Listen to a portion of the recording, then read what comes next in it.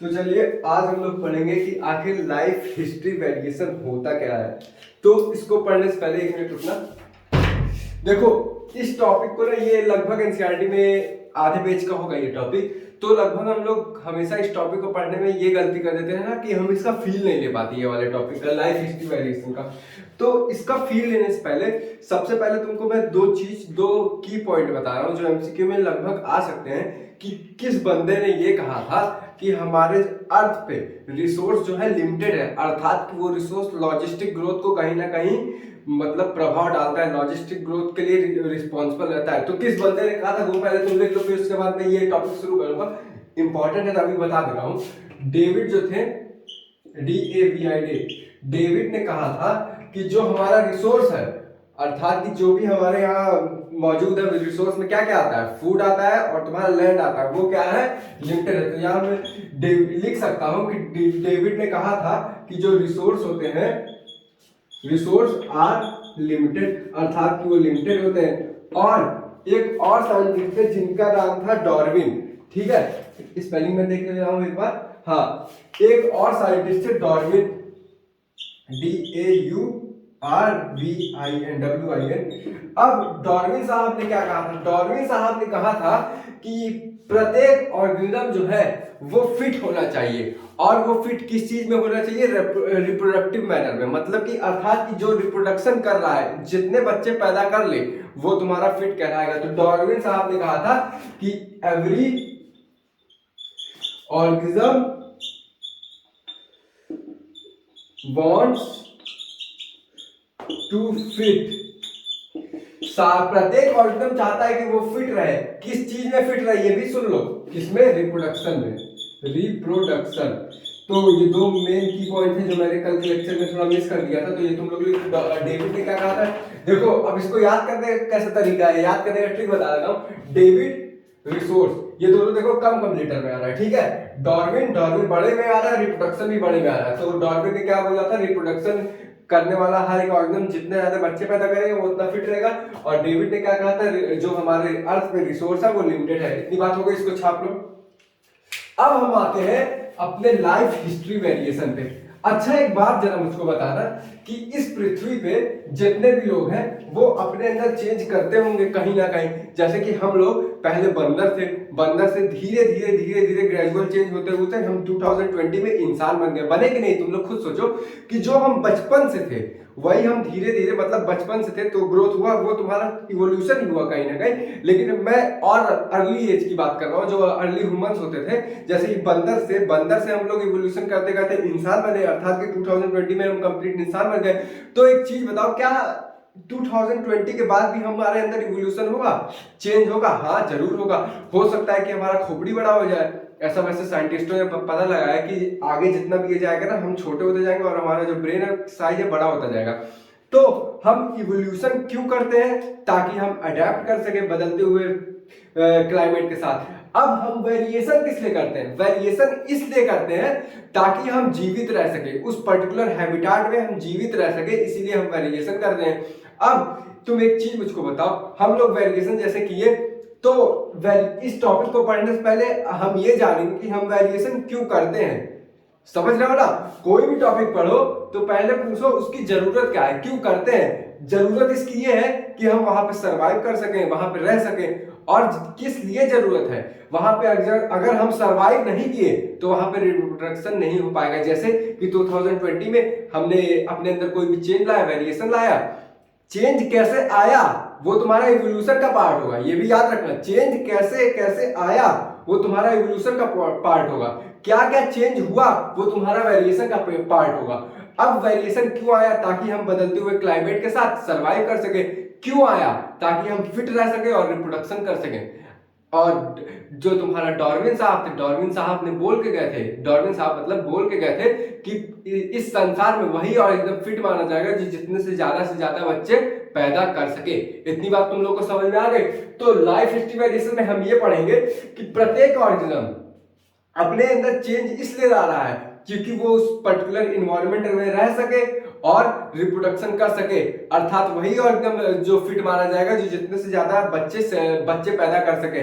तो एक बात जरा मुझको बताना कि इस पूरे ऑर्गेनिज्म में हमें क्या सेलेक्ट होने का डर नहीं रहता है कि हम सेलेक्ट हो जाए उस एनवायरनमेंट में, बदलते हुए एनवायरनमेंट में सेलेक्ट हो जाए। ये मैं नीट के सिलेक्शन की बात नहीं कर रहा या फिर बोर्ड के पास की। जैसे हमारे ऊपर एक प्रेशर रहता है, अगर सपोज दैट तुम नीट का एग्जांपल लोगे तो नीट का पेपर जब आता है तो हमारे ऊपर प्रेशर रहता है कि हम उस नीट के एग्जाम में, अर्थात कि हम किसी कॉलेज में सेलेक्ट हो जाए। वैसे ही जब हमारा एनवायरनमेंट बदलता रहेगा, फील करने की कोशिश करना, जैसे ही जब हमारा एनवायरनमेंट बदलेगा, सोचो सोचो, फील करो फील करो फील करो। अबे पहले पूछ तो लोग, सर फील क्या करें, मतलब भैया फील क्या करें? तो फील ये करो कि हमारा एनवायरनमेंट बदल रहा है, जैसे ठंडी आया, गर्मी आया, फिर ऑटम आया, फिर स्प्रिंग सीजन आया, 4 सीजन आते हैं इंडिया में। तो उसमें हम लोग चेंज करते हैं, अर्थात कि कुछ ना कुछ वेरिएशन करते ही होंगे, तभी हम कुछ सर्वाइव कर पा रहे हैं। तो इस संसार में इंसान वेरिएशन इसलिए करता है ताकि वो सेलेक्ट हो सके उस पर्टिकुलर हैबिटेट के लिए, अर्थात कि उस पर्टिकुलर जगह के लिए। तो हम वेरिएशन क्यों करते हैं? ताकि हम सेलेक्ट हो सके। और जरूरत क्या है? ताकि हम बच्चे अपने पैदा कर सके। रिप्रोडक्टिव फिट इंसान वही माना जाएगा जो जितने ज्यादा बच्चे पैदा कर ले। इतनी बात समझ में आई। पहली बात कि हम इस जब बदलते हुए जो हमारा क्लाइमेट है, जाने की जो हैबिटेट है, वहां पे जब चेंज होता है तो हम वहां पे सेलेक्ट होने का हमारे ऊपर प्रेशर रहता है, इसीलिए हम वेरिएशन करते हैं। और वेरिएशन क्यों करते हैं? ताकि हम बच्चे पैदा कर सकें। समझ में आया? और फिट वही माने जाएंगे जो जितने ज्यादा बच्चे पैदा कर ले। तो एक चीज बताओ, अगर इस ऑर्गेनिज्म में, मतलब इस संसार में ऑर्गेनिज्म छोटे हुए या फिर ऑर्गेनिज्म बड़े हुए, जैसे कि हम लोग हुए, तो क्या हम लोग में कोई फर्क रहेगा? नहीं, कोई फर्क नहीं रहेगा। वो छोटा वाला अपने में फिट रहेगा, हम लोग अपने रिप्रोडक्शन में। क्या ये दोनों आपस में इंटरलिंक है? नहीं लिंक है यार, क्योंकि वो छोटा वाला है। जो छोटा ऑर्गेनिज्म हुआ, जैसे कि चूहा हुआ, वो अपना जनसंख्या बढ़ा रहा है, उससे हमको लेना देना है क्या? हम लोग अपनी जनसंख्या बढ़ा रही है, तो हमको क्या उनसे लेना देना है? तो वो लोग अपने हैबिटेट में ठीक है, अर्थात कि वो जहां पे क्लाइमेट में रह रहे हैं उनके हिसाब से वहां का जो रिप्रोडक्शन है, जो बच्चे पैदा कर रहे हैं, वो अपने हिसाब से वो ठीक है। और हम लोग अपने हिसाब से रिप्रोडक्शन करने में पूरे कैपेबल हैं, और हम लोग अपने हैबिटेट के में ठीक है। जैसे कि होता है ना कि यहाँ का हैबिटेट दूसरा हुआ, कहीं और का हैबिटेट दूसरा हुआ। आज का लेक्चर काफी बोलने वाला है, तो थोड़ा समझने की कोशिश करना।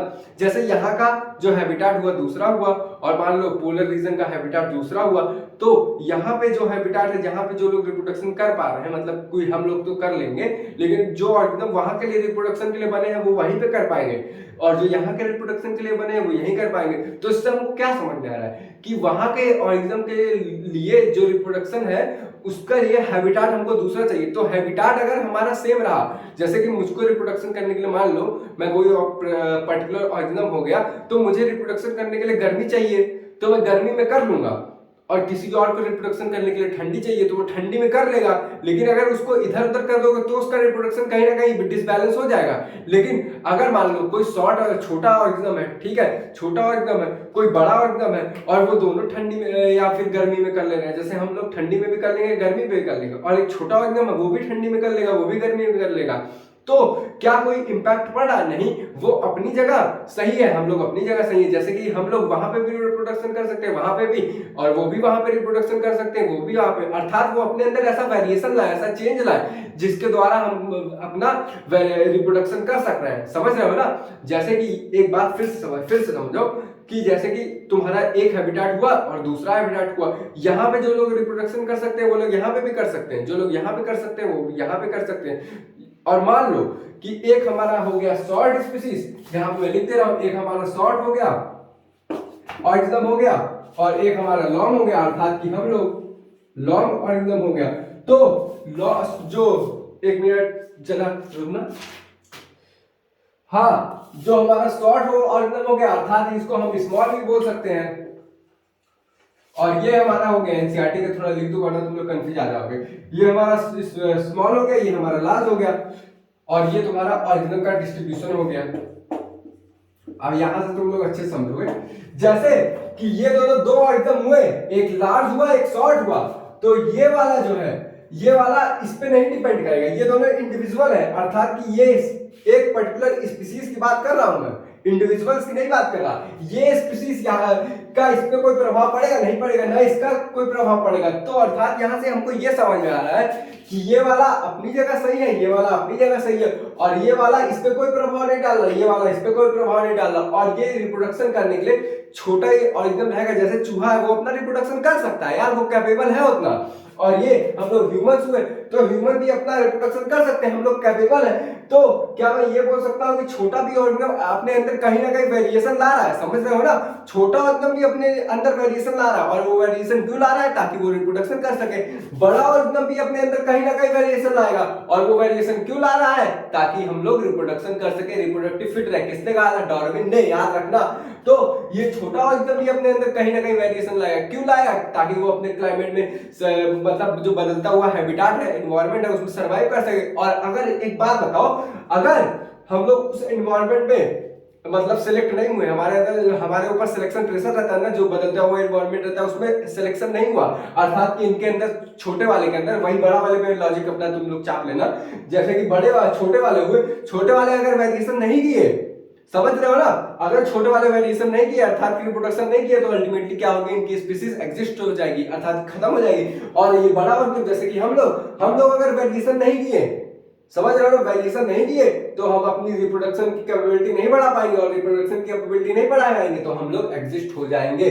अब ऑर्गेनिज्म हमारे दो पार्ट में डिवाइड हुए, एक स्मॉल ऑर्गेनिज्म या फिर शॉर्ट छोटे कह लो, या फिर लार्ज या फिर लॉन्ग ऑर्गेनिज्म। अब ये जो है ये अपने अंदर कुछ चेंज लाए हैं ताकि वो रिप्रोडक्शन कर सके, छोटे ऑर्गेनिज्म वेरिएशन लाए ताकि वो रिप्रोडक्शन कर सके, और बड़े ऑर्गेनिज्म भी अपने अंदर कुछ चेंज लाए ताकि वो रिप्रोडक्शन कर सके, और जो है बदलते हुए क्लाइमेट के हिसाब से, मतलब जो भी इन्वायरमेंट में चेंज हो रहा है उस पर कहीं ना कहीं फिट हो सके, सेलेक्ट हो सके। अब इसका एग्जांपल देखना, इसका एग्जांपल याद करना जरूरी है क्योंकि एनसीईआरटी में लिखा है, ठीक है? पहला एग्जांपल है ऑयस्टर। अब इसको कैसे याद करोगे, जरा तुम लोग एक ट्रिक देख लो। और दूसरा है पेलाजिक फिश, एक बार स्पेलिंग में देख लेता हूं, पेलाजिक फिश है, हाँ पीई है, स्पेलिंग सही है, मैंने मैच कर लिया है। अब एक चीज बताओ, ईस्टर तुम लोग पढ़े हो ना, ईस्टर जो बॉन्ड बनता है, जो ईस्टर को हम लोग ऐसे बोलते हैं ना, ROR, तो इस ईस्टर को हम लोग एक नाम दे देते हैं, तो इसको स्मॉल शॉर्ट ऑर्गेनिज्म में या फिर स्मॉल ऑर्गेनिज्म में इसको बोलेंगे ओयस्टर। फील करना, ओयस्टर, समझ रहे हो ना? तो हमारा पहला ऑर्गेनिज्म याद होगा। और पेलाजिक फिश एक फिश होती है जो कि छोटी रहती है, और वो अपने अंदर ऐसा वेरिएशन लाती है ताकि वो बदलते हुए एनवायरनमेंट में सेलेक्ट हो सके, और बदलते हुए एनवायरनमेंट में सेलेक्ट हो गई तो बच्चा भी पैदा कर लेगी, अर्थात कि वो रिप्रोडक्टिव फिट भी हो जाएगी। तो ओयस्टर और पेलाजिक फिश, और इसका क्या है सोच लो। अबे लार्ज ऑर्गेनिज्म है, बच्चे पैदा कर सकता है, तो पहला तो हम ही लोग हो गए मैमल्स, और दूसरा क्या ले लो, बर्ड्स ले लो। एनसीईआरटी का एग्जांपल लेके चल रहा हूं, ठीक है? अब ये तुम्हारा हो गया ऑर्गेनिज्म किस बेसिस पे डिवाइड है? अपने साइज के बेसिस पे। अगर एक चीज तुम लोग कॉन्सेप्ट आ समझो, अगर कोई क्लासिफिकेशन हो रहा है ना, तो टीचर से सबसे पहले पूछो कि अर्थात कि इसका बेसिस क्या है सर, ये क्यों आप डिवाइड कर रहे हैं दो पार्ट में? तो यहाँ पे इसका बेसिस होता है साइज। हम किस साइज पे डिवाइड कर रहे हैं, आधार क्या है आपका डिवाइड करने का? ऐसे किसी चीज को डिवाइड कर दोगे बे, कुछ आधार होगा ना उसका। तो ऑर्गेनिज्म का आधार क्या है यहाँ पे, किस बेसिस पे डिवाइड हो रहा है? साइज के बेसिस में। जो ऑर्गेनिज्म छोटे हैं वो क्या करते हैं, जो बड़े हैं वो क्या करते हैं, समझ रहे हो ना? इसका बेसिस क्या है? साइज है। तो छोटे ऑर्गेनिज्म क्या क्या वेरिएशन लाते हैं, अर्थात कि वो रिप्रोडक्टिव फिट हो जाते हैं, और बड़े वाले भी। ये दोनों आपस में इंटरडिपेंडेंट नहीं है, ये भी याद रखना। ये अपनी जगह ठीक है, ये अपनी जगह ठीक है। अब देखो, कुछ ऑर्गेनिज्म ऐसे होते हैं, ये मैं थोड़ा जघन्य आलस दिखाते हुए ये इतना इरेज कर रहा हूं क्योंकि इसको मुझे फिर से लिखना पड़ेगा। तो जघन्य आलस दिखाते हुए आपके भैया यहाँ पे इरेज कर रहे हैं, तुम कुछ भी मानो उसको वैसे। तो अब ऑर्गेनिज्म जो है यहाँ पे बेसिस दूसरा हो जाएगा, अभी सीखना। तो कुछ ऑर्गेनिज्म ऐसे होते हैं जो बच्चा साल में, मतलब बच्चे पूरे लाइफ टाइम में एक बार पैदा करेंगे। तो वैसे ऑर्गेनिज्म जैसे कि हमने बात किया ना कि लाइफ हिस्ट्री वेरिएशन में हमने ये बात किया कि हमारे ऊपर प्रेशर रहता है ताकि हम बदलते हुए एनवायरनमेंट में सेलेक्ट हो सके, और हम सेलेक्ट होंगे तभी तो अपनी जनसंख्या बढ़ाएंगे, अर्थात कि तभी रिप्रोडक्शन करेंगे। अब कुछ ऑर्गेनिज्म ऐसे होते हैं जो पूरे लाइफ टाइम में एक बार बच्चे पैदा करते हैं, और कुछ ऑर्गेनिज्म ऐसे होते हैं जो पूरे लाइफ टाइम में अनेक बच्चे पैदा कर लेते हैं, जैसे कि हम लोग। तो हमारे ऑर्गेनिज्म यहाँ पे रिप्रोडक्शन बेसिस पे डिवाइड हुए, जो क्या करें, ओनली वन, एक मिनट रुकना, ओनली वन टाइम रिप्रोडक्शन, और यहां पे दूसरा हुआ more than one type of one time reproduction, अर्थात कि एक से ज्यादा बच्चे जो पैदा कर रहे हैं, और अर्थात कि एक जो पूरे लाइफ में ब्लीड कर रहे हैं सिर्फ एक बार, ओनली वन टाइम। ये अर्थात कि इनके जो बच्चे हैं ना एक बार पैदा होंगे, मोर देन वन, यहाँ पे मोर देन वन टाइम बच्चे पैदा हो सकते हैं, और यहाँ पे जो बच्चे होंगे एक बार बस पैदा होंगे पूरे इनके लाइफ टाइम में। तो इसका एग्जांपल देखना, एनसीईआरटी में दिया है भाई, तुम लोग पढ़ोगे ये वाला टॉपिक अच्छे से समझ में आएगा। एनसीईआरटी में मैं जो समझा रहा हूँ वो भी समझ में आएगा, ऐसी बात नहीं है मैं जो समझा रहा हूँ मुझे समझ में आएगा। तो इसका एग्जांपल देखना, इसका एग्जांपल है पैसिफिक सैल्मन फिश, और दूसरा एग्जांपल है